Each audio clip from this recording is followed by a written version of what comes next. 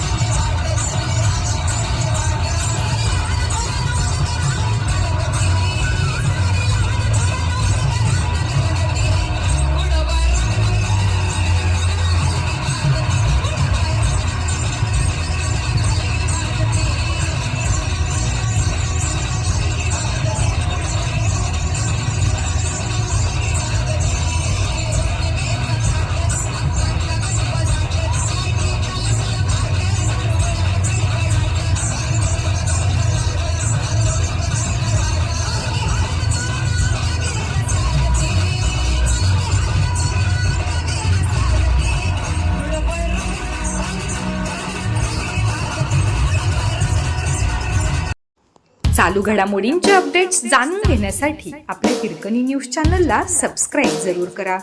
Like करा, comment करा आणि शेअर करा. बेल आयकॉनवर प्रेस करा आणि नोटिफिकेशन्स मिळवा.